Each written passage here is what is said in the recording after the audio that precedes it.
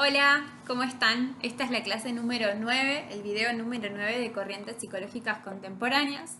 La clase pasada empezamos a ver la teoría psicoanalítica, ¿sí? Empezamos a ver algunas cosas de la teoría freudiana, vimos un poco acerca de la primera construcción del aparato psíquico de Freud, ¿sí?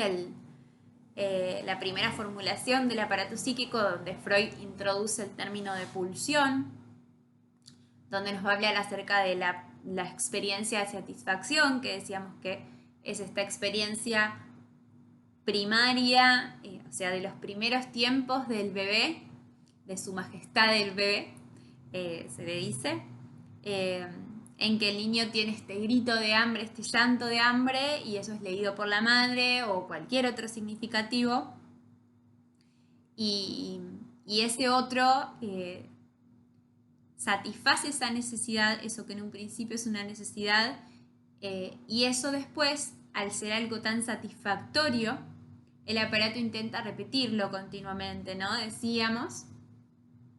Y gracias a eso, nosotros, podríamos decir aquí según Freud, deseamos, básicamente, no somos animales.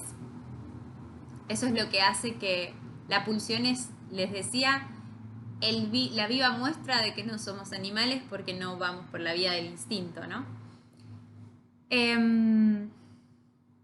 Pero bueno, les contaba acerca de esto, de esta primera parte. Eso fue más o menos, que me olvidé de decirles, más o menos al 1900, ¿sí? Unos 20 años después, que es con lo que voy a seguir hoy, Freud sigue hablando acerca de la pulsión y lo que va a introducir es que la pulsión puede dividirse en dos tipos, podríamos decir, que vendrían a ser la pulsión del eros, que son las pulsiones de vida, y las pulsiones del tánatos, la pulsión de muerte, ¿sí? La pulsión de vida es todo lo más relacionado con las pulsiones del yo o de la autoconservación, porque en este segundo tiempo es cuando va a introducir la segunda tópica freudiana, ¿sí? La segunda formulación del aparato psíquico. Habrán oído hablar, que es la del yo, el ello y el superyo. Bueno, en esta de lo que va a hablar en las pulsiones de vida es acerca de las pulsiones que tienen que ver con la autoconservación, las que están al servicio de mantener todo lo que tiene que ver con la vitalidad, la conservación del organismo, el mantenerlo con vida, ¿no? Todas estas bajo el concepto de la vitalidad. Por otro lado, están las pulsiones de muerte o tanáticas, que son el opuesto, ¿no? Que tienden a un estado inorgánico. Inorgánico vendría a ser un estado en el que desaparece todo tipo de tensión que pueda haber. O sea, en las pulsiones de muerte, o sea, en las pulsiones de vida tienden a esperar, o sea, lo que se busca es que haya que todas las pulsiones bajen y que no haya ninguna tensión en el aparato, ¿sí? Que todo quede en una pausa eterna, ¿no? En el nirvana, podríamos decir. ¿Sí? Que es como en realidad es la nada, o sea, es el placer absoluto, pero mortífero. Bueno, y más allá de todo esto, como les decía, que va a introducir la segunda tópica, él va a seguir hablando de las pulsiones porque obviamente, como les decía, el término pulsión es un término muy importante para Freud y en el psicoanálisis en sí mismo. Pero va a introducir la segunda tópica, que es la tópica del yo, el ello y el superyo, ¿no? Entonces les voy a empezar a contar un poquito. Como les contaba en estos primeros momentos de vida, ¿no? Del niño, que lo que hablábamos la vez pasada fue simplemente acerca de, bueno, de la necesidad y la satisfacción de esa necesidad y acerca de que siempre tiene que haber un otro que alimente a ese cachorrito humano antes que sea un sujeto, ¿no? Y en estos primeros momentos de vida, para este bebito, para este bebé, no hay una diferenciación entre un yo o no yo. O sea, ese bebé que es alimentado no piensa, o sea, no se da cuenta que hay un yo y hay un otro, hay una realidad, hay un mundo externo. Para ese niño todo es lo mismo, ¿sí? No puede estar diferenciado por el momento. Más adelante se va a diferenciar, más adelante, pero en un principio ese niño va a ser puro ello, ¿sí? En principio, si ese bebé es alimentado, ese boca teta, por ejemplo, va a ser una unidad. O sea, por eso ese bebé, cada vez que quiera comer, no va a identificar que hay una madre que va a buscar, o sea, que va hacia como, o sea, obviamente está el sentir y todo eso, no vamos a decir que el niño no sienta nada, pero no hay una diferenciación entre la madre y el niño, o entre el padre y el niño, o la niña obviamente. No hay una diferenciación. Para ese bebé o esa bebita es lo mismo, ¿sí? Cuando tiene hambre, ese hambre va a ser satisfecho como si esa parte que lo alimenta fuese parte de sí mismo, ¿sí? Y en ese principio, les decía, ese aparato tan incipiente, tan todavía no formado, no diferenciado, podríamos decir, va a ser puro ello. ¿Qué es el ello? El ello es la sede pulsional. O sea, ¿qué vamos a decir entonces? El ello es pura satisfacción o puro intento de satisfacción. El ello, ¿qué es lo que va a querer? Va a querer todo, o sea, va a querer todo el placer que se pueda. El ello va a querer que se o sea, va a querer satisfacerse al máximo siempre, ¿sí? A ver, va a querer que siempre se satisfaga todo porque es el gran reservorio de las pulsiones y de la libido también, que es esa energía que decíamos, que está todo el tiempo tirando hacia eso, hacia la descarga de las tensiones, hacia la satisfacción, pero va a ser puramente inconsciente. O sea, nosotros no sabemos siempre o sea, no nos damos cuenta que en realidad siempre estaríamos queriendo satisfacernos.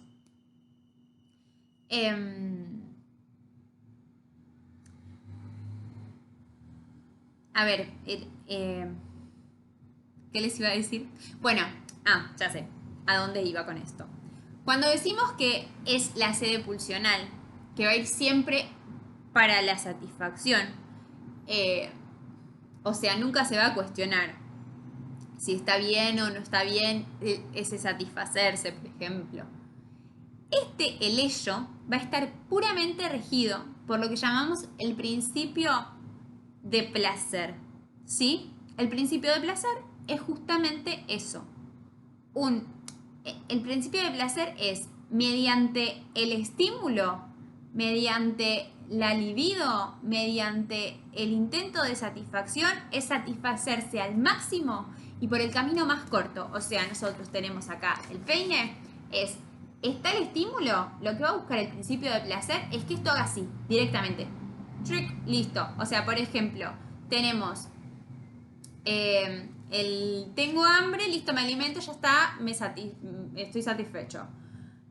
O por ejemplo, lo que va a hacer es estímulo, hay una huella anémica, listo, me satisfago acá. Ya está. Estoy satisfecho. Me satisfice con esta fantasía, con el recuerdo de esta experiencia, por ejemplo, ¿no?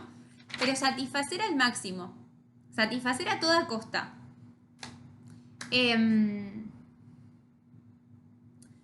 A ver, y por ende, cuando, por ejemplo, ¿no? Y digo en este satisfacer a toda costa y el ser inconsciente, hay actos que son conducidos por el ello en los cuales nosotros, por ejemplo, nos desconocemos. Hay veces que hacemos algo, como es puramente inconsciente, decimos, pero ¿cómo estoy haciendo eso? O sea, yo nunca haría eso.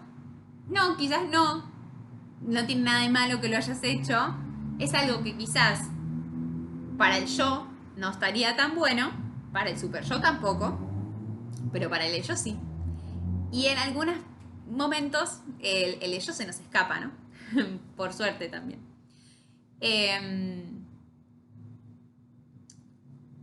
Bueno, más allá del ello, ¿no? Les decía que al yo, por ejemplo, no puede parecerle bien en algunos momentos. Por otro lado, vamos a decir entonces está el yo, ¿sí? El yo, decíamos que el ello está regido totalmente por el principio de placer. El yo lo que va a hacer es venir a destronar ese principio de placer y el yo va a estar regido por lo que es denominado el principio de realidad, ¿sí? ¿Qué va a ser el principio de realidad? Va a buscar también la satisfacción, pero ¿qué va a hacer? La va a buscar por rodeos. ¿Qué quiere decir eso?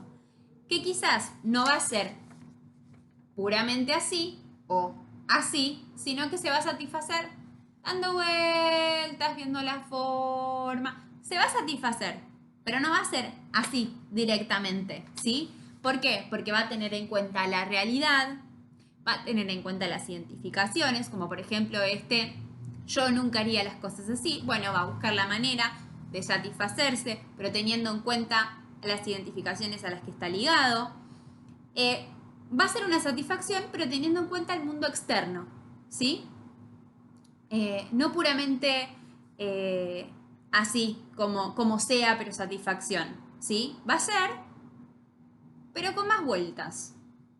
Más realista, podríamos decir, ¿sí? Bueno, principio de realidad, ¿no? Lo dice la palabra, lo dice el nombre.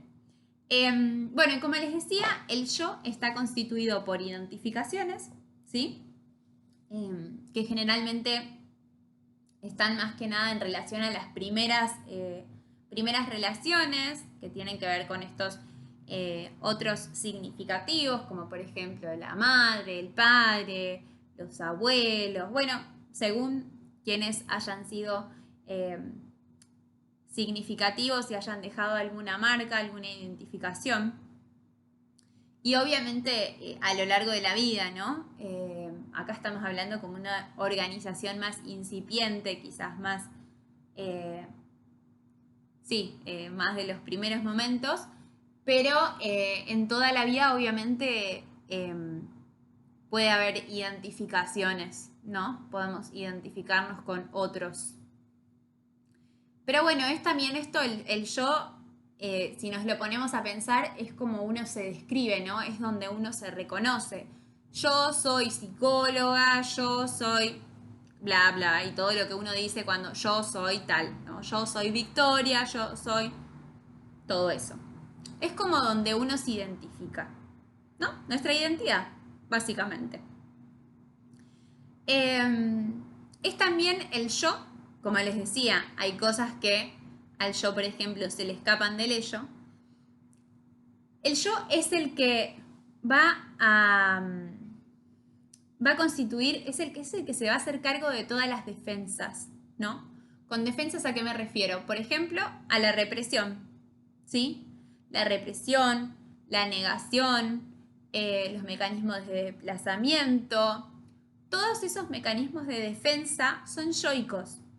¿Por qué? Porque, por ejemplo, como les decía, hay cuestiones que van a querer ser llevadas a cabo por el ello, porque el ello solamente quiere satisfacerse, pero para las cuales al yo le van a resultar totalmente imposibles, porque van en contra de su identidad, ¿sí? Van en contra del yo, de las representaciones que conforman el yo, ¿sí? Por ejemplo, una persona que, no sé, ama a los animales, ¿no? O sea, no sé, se identifica como vegano, por ejemplo. Y de repente se encuentra teniendo ganas de comer un pedazo de carne. No, yo no puedo comer un pedazo de carne. ¿No? Digo, es un ejemplo muy nimio, pero como para tener en cuenta que hay veces que hay cosas que se nos cuestionan porque decimos, bueno, pero ¿de dónde viene esto? Si yo no soy así. Bueno, ahí es el yo, diciendo y poniendo freno a que hay cosas que no. ¿Sí? Y bueno, como les decía, es algo que el sujeto reconoce como propio porque se identifica en eso. Bueno, y como tercera parte, ¿sí? Como tercera parte dentro de la constitución del aparato psíquico tenemos al superyo, ¿sí? ¿Se acuerdan que yo les hablé la semana pasada acerca de el complejo de Edipo, cierto? Les contaba que el complejo de Edipo en el varoncito es sepultado, o sea, se declina el complejo de Edipo por la instauración de la ley del incesto, por la ley paterna, por esa ley fundamental que dice básicamente con quién sí y con quién no, que es la que nos va a dar como ciertas leyes para andar por la vida, ¿no? Es la que nos va a instaurar ciertas cuestiones morales, éticas, todo eso. Esa declinación del complejo de Edipo y esa instauración de esta ley es el superyo. ¿Sí? El superyo va a ser justamente la representación de todas esas leyes. ¿Sí? El superyo es el que dice qué es lo que está bien y lo que está mal. Es el que nos dice, acá no. Todo bien, pero acá no. Al superyo le tenemos que hacer caso. Porque ¿qué pasa si no le hacemos caso al superyo? Culpa. Esa es la cuestión. El superyo nos dice qué es lo que está bien, qué es lo que está mal. Si nos vamos de lo que está bien, ahí es cuando deviene la conciencia moral, la conciencia de culpa, la sensación quizás de inferioridad, todas esas cuestiones, ¿sí? O sea, es lo que nos va a decir también lo que tiene que ver con las normas culturales, porque la prohibición del incesto también tiene que ver con las normas culturales. Hay, a ver, en este momento quizás ya no, pero a ver, había ciertos tiempos en que culturalmente, no sé, por ejemplo, las iniciaciones sexuales quizás se hacían entre familia o había familias en las que estaba muy bien visto, no sé, el matrimonio entre familiares, que era como mantener la sangre. Tiene que ver con lo cultural también, ¿no? La realidad es que la prohibición del incesto es una cuestión cultural, es algo que está impuesto desde ese sentido. Biológicamente, en realidad, si nos ponemos a pensar, no hay nada que nos lo impida. Por ejemplo, los perros. Los perros no saben que son hermanos. O sea, cuando nacen los cachorros, en un principio no van a tener ningún tipo de intención sexual, pero cuando entran en etapa reproductiva, un perro no se ve impedido porque el que está al lado sea el macho o hembra que esté al lado, sea el hermano o la hermana. No va a importar, porque para el animal lo que importa es la cuestión reproductiva. No es como nosotros, que hay una ley en cuanto a eso que nos impide. ¿Sí? Y eso también es algo que nos separa de lo animal. Es una ley que viene de la mano de lo cultural y de lo humano, ¿sí? Por eso dentro del superyo diríamos que tenemos como tres funciones vendrían a ser. No sé si llamarlo funciones, pero sí, funciones, podríamos decirle, que vendrían a ser el ideal del yo, ¿sí? La conciencia moral, que ya les había dicho, y la autoobservación. O sea, bueno, la conciencia moral ya les decía que es que básicamente cuando nos alejamos de lo que el superyo contempla como que está bien, deviene la conciencia moral o conciencia de culpa. La autoobservación, misma cuestión, o sea, es un estar en constante observación acerca de cómo el sujeto se maneja por la vida en relación a las normas culturales. En cuanto al ideal del yo, lo que va a pasar es que hay una imagen o una cierta imagen, sí, el yo ideal, el ideal del yo, digo, perdón, no nos lo mezclemos. Hay una imagen, que es el ideal del yo, que es básicamente la imagen a la que el yo debería llegar, o sea, es el ideal. Lo ideal a lo que debería llegar, ¿sí? Como, bueno, yo tendría que llegar a ser esto, esta imagen, ¿sí? ¿Qué es lo que pasa? El super yo está en constantes miras acerca de si el yo se aleja o se encuentra con ese ideal del yo, ¿sí? O sea, si el yo se separa del ideal del yo, si hace cosas en contra de ese ideal del yo, que van en contra de ese ideal del yo, lo de que viene es obviamente otra vez conciencia de culpa, conciencia moral, cierta sensación de inferioridad, mucha tensión deviene entre el yo y el super yo, que trae todas estas sensaciones. Y es complicado en el momento porque uno sufre, ¿no? Pero bueno, las identificaciones nos llevan también a eso. Y lo que va a pasar, que es, vieron que yo les contaba que en el yo es el encargado de las defensas, o sea, las defensas yoicas decimos, por ejemplo, la represión. Entonces, ¿quién le va a decir al yo qué es lo que hay que reprimir? El super yo. ¿Sí?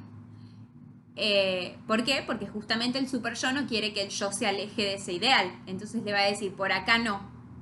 O sea, esto que pasó, reprimilo porque va en contra del ideal del yo, por ejemplo. O sea, entonces, si tuviéramos que resumirlo, tendríamos el ello, que es intención de satisfacción absoluta.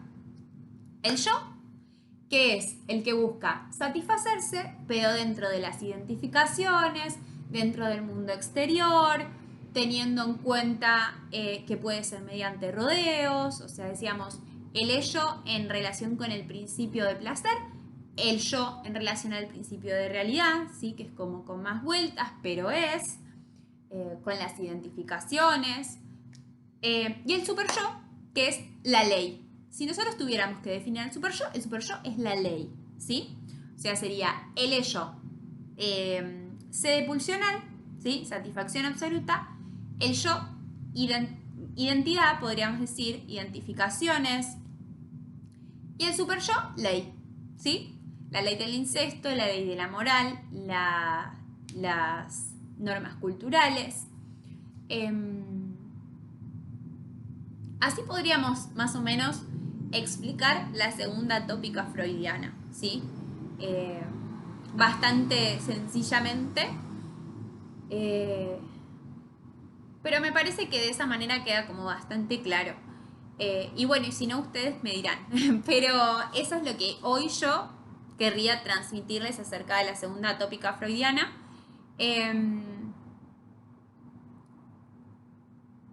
Sí, me parece que sí. Me quedé pensando si les agregaría algo más, pero me parece que prefiero que por hoy no. eh, Porque quizás todo esto y todas estas palabras y puede resultar un poco agobiante en principio, me imagino. A mí me pasa a veces que sigo leyendo algunas cosas y todavía marea un poco. Hay veces que es como medio complicado, pero seguiremos la próxima, mejor. Y bueno, los veré para la clase número 10, ¿sí? Bueno, nos vemos la próxima entonces. Adiós.